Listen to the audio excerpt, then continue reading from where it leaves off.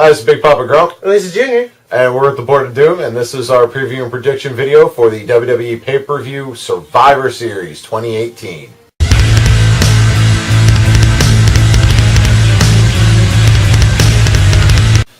Alright, starting off with what's probably going to be on the pre-show because 205. Rawk versus Bryan. That would be hysterical, but no, it's going to be Mustafa Ali trying to pry the... that's way too much excitement for the Cruiserweights. He's going up against Buddy Murphy.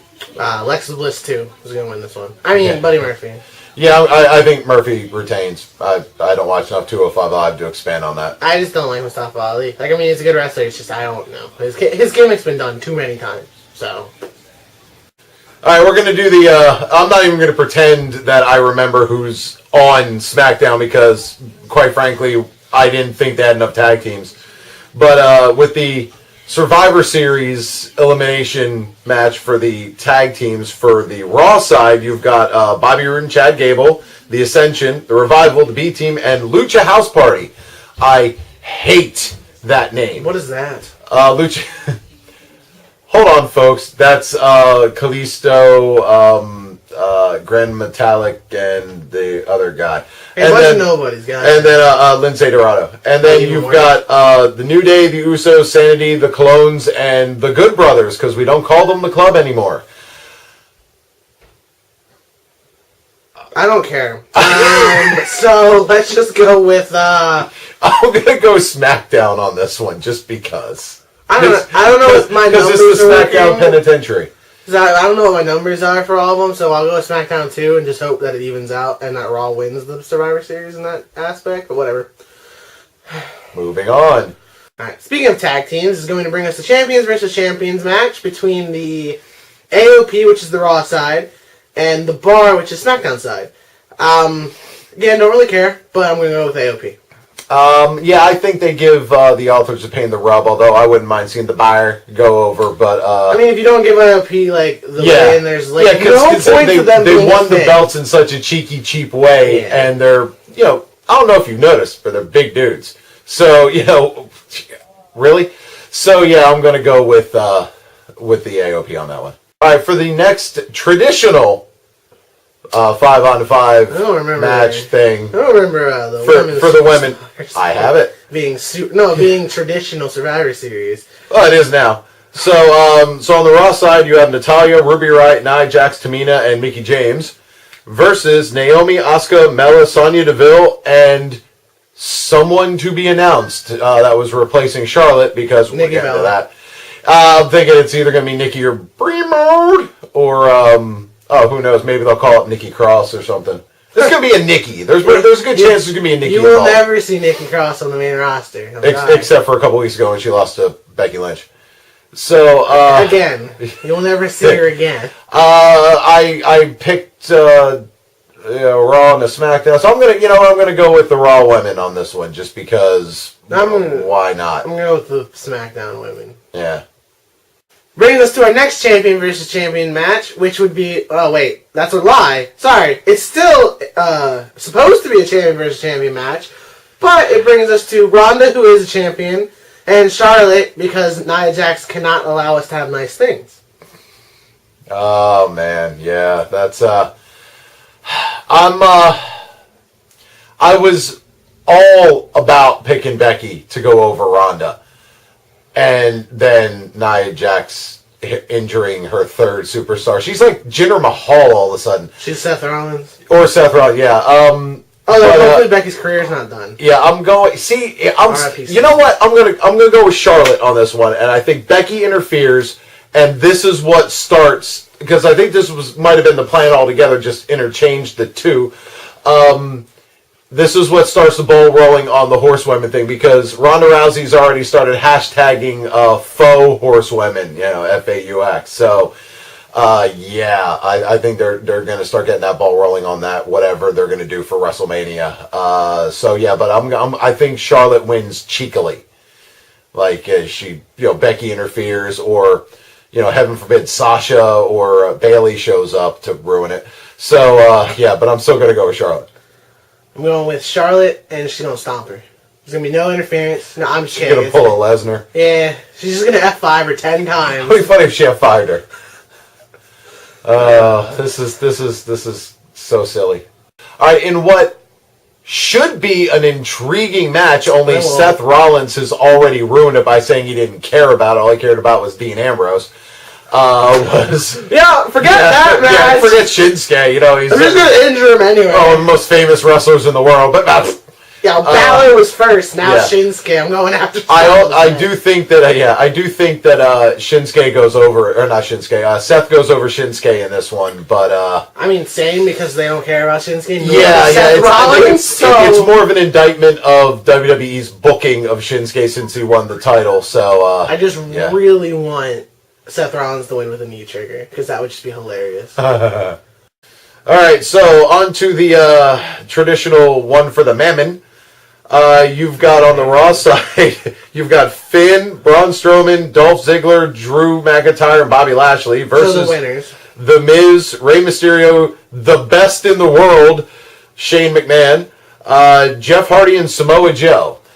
Jeff Hardy being a late replacement for Daniel Bryan. We're getting to that.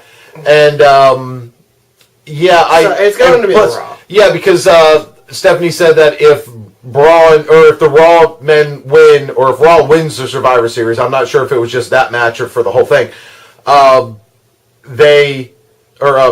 gets a rematch against Lesnar, and he also gets he picks the stipulation match against Baron Corbin.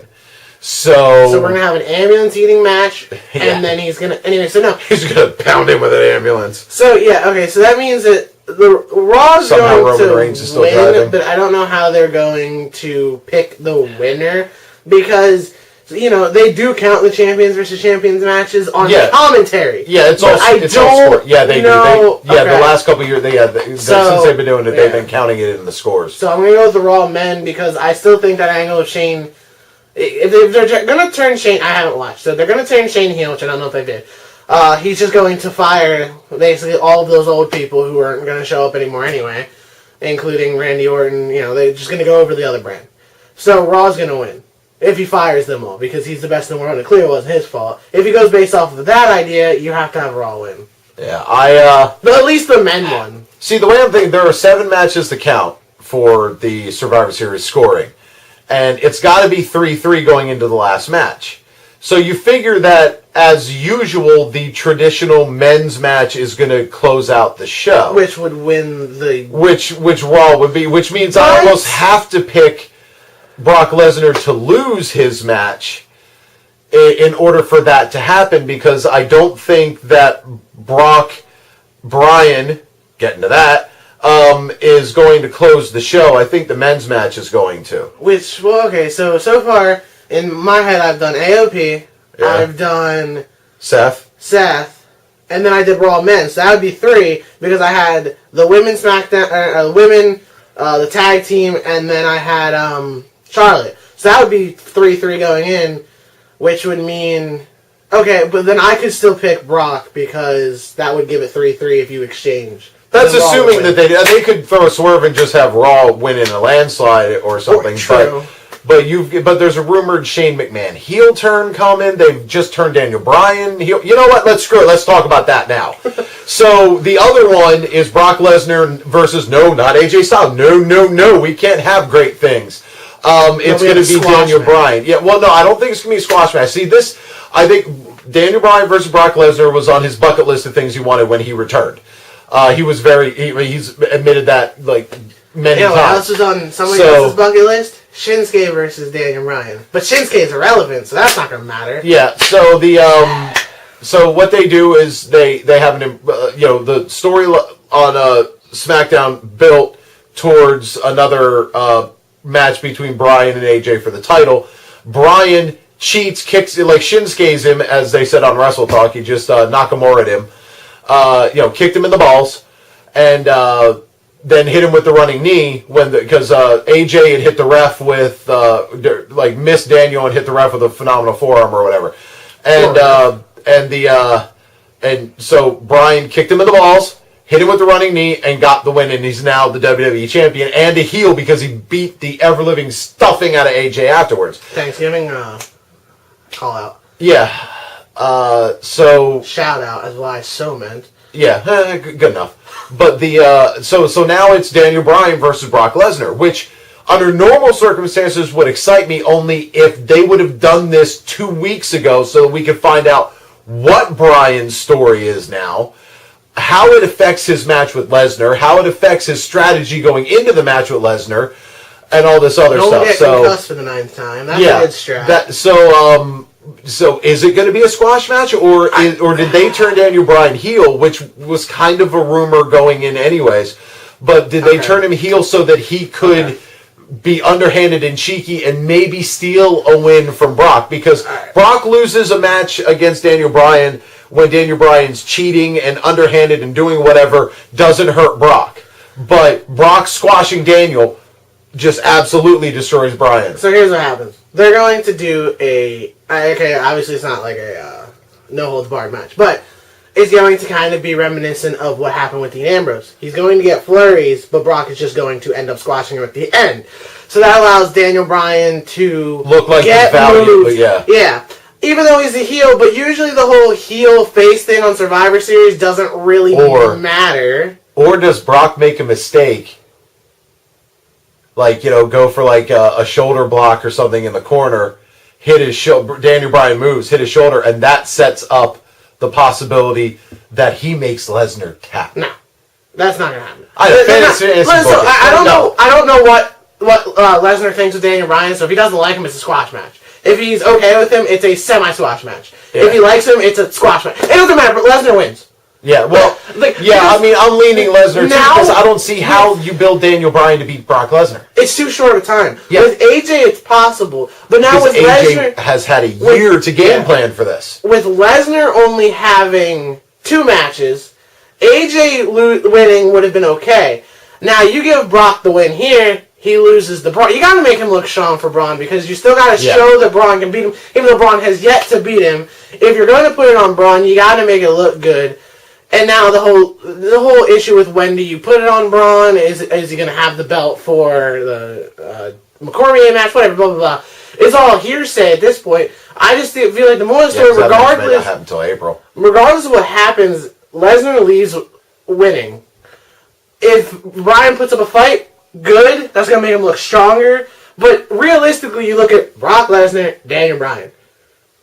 Like, it's going to look... It makes sense to have Daniel get beat up, but if Daniel puts up a fight, pulls that whole underdog card out, because like with the whole heel thing on Survivor Series, it's like Or did they put the belt on Bryan as a consolation for him getting squashed by Brock Lesnar? Yeah, so you never know. But so in that regard, I'm actually going with the SmackDown men to win their thing, because it's going to give Shane bragging rights over, and all this other stuff, but Raw wins the night, and that therefore Braun still gets his opportunity. I don't really know how. So I think my scorecard has Raw winning 4-3 again. Like in that way, though, like it kind of is like, okay, well, Raw won the night, but you guys lost. Why? In my head, why would you give Braun the match, even though I know it was promised already? But but it's WWE, so it doesn't really matter. Right? Yeah, logic. But logic would dictate. Okay, Braun had won. Like, that team had won, and then they won the night. I don't know what Steph said, so I don't pay attention, because most of the TV shows suck. He's usually working Monday nights anyway, so I just have to tell him what happens. Yeah, so, I didn't know Becky Lynch was dead until I came home, and he's like, he had a grave dug in the backyard. I was so upset about that, because I had, not only did I have Becky Lynch winning that match, I had her making Ronda tap. Which would have been so cool. Yeah, because of what she did to her on Monday. Charlotte making her tap is stupid.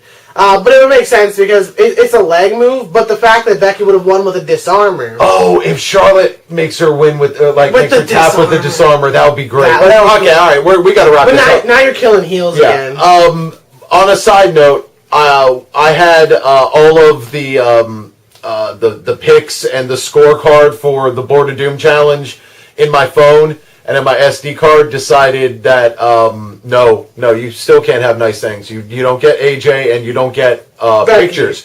So I lost some pictures. So if I don't have the scores up for at the end of this video, because it depends on while I'm editing if I can find all the videos. I'll do the math since the beginning of the season and have them at least for the next one. So, yes, that's basically it. We ranted for quite a while. Apologies that we were yelling over each other a little bit, but, you know, hey, how dare! That's what happens. Listen, I'm talking. That's just what happens sometimes. So, that's what happens when there's actually two people. Yeah. Looking at you, CJ, looking at it's you, weird because, Boy, you know, looking at you, when I film by myself, you know, sometimes I just yell and I'm just yelling at no one. Puts a cutout. Yeah, we're gonna have like a cardboard cutout of like. Well, no, the first cardboard cutout we're getting is Truth because we haven't seen him on video since April of last year. What are we gonna do, Marie? Cut her. So apparently that's the answer to that question. So I've been Big Papa Grump. I've been Junior. And we were the Board of Doom, and that was our picks for what could be a mess of a Survivor Series. So I'll catch you next time. Top radio host out. Presenter out. See if you